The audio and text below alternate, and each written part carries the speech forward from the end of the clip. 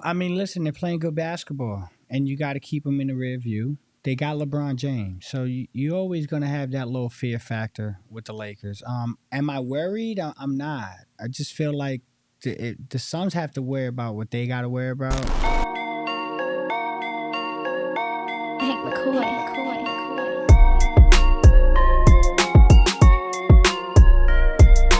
The Suns only have 9 games remaining for the regular season.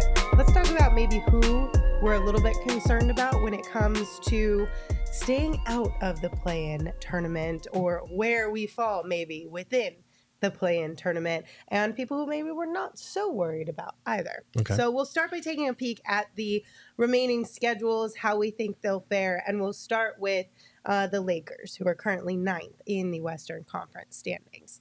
So the Lakers have the Pacers, the Nets, the Raptors, the Wizards, the Cavs, the Wolves, the Warriors, the Grizzlies, and the Pelicans. And Espo, you went through and you looked at the opponent win percentage of all of these teams we're going to talk about. Yeah, for the last 10 games. So to give you, and we've heard everybody say, oh, the Suns have the toughest schedule remaining, which is based on overall records. I went and looked at the records of all these teams' opponents over the last 10 games, and this terrifies me because the Lakers' opponent win percentage over the last 10 games is 41%. It's the only group that's is sub 500 out of all the teams we're looking at, and they're slowly creeping up on the Suns.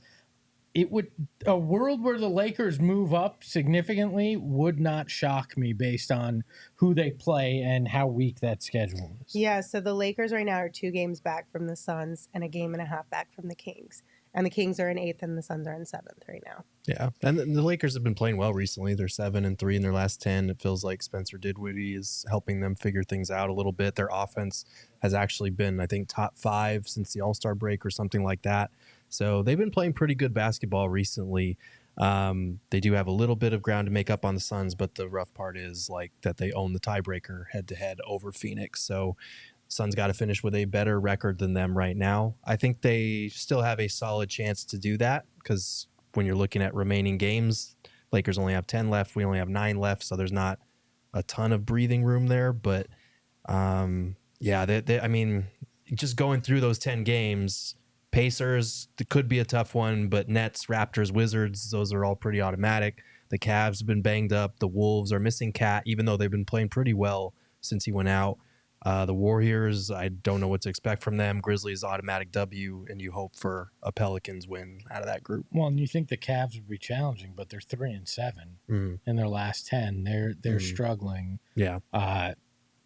Look, I don't like it because that means there's also a world where, and a very realistic world where, if you stay in 7th or fall to 8th, your opponent could be the Lakers. And look, it's not that I necessarily fear anybody in that play-in situation, but if you could avoid LeBron James and Anthony Davis in a one-game scenario, I would like to avoid Anthony Davis and LeBron James in a one-game scenario.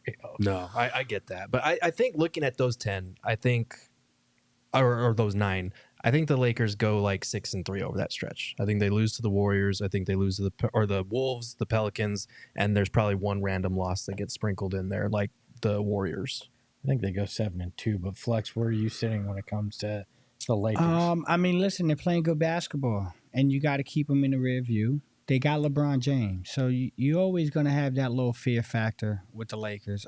Am I worried? I'm not. I just feel like the Suns have to worry about what they got to worry about. The Lakers is it 3 games in the win column behind the Suns, 2 in the loss column? Yeah, they are 2 behind in the loss column and 2 behind in the win column. Yeah, so I mean, you don't want to play the Lakers. They're playing good basketball, but I just think if the Suns handle their business, the Lakers are the least of their worries. But again, to your point, if there is a 7-8 matchup and it's Suns versus Lakers, that means the Suns didn't handle their business and they made their bed and now they got sleep in it. So I think that's part of the Suns' motivation. I actually look at this as a positive.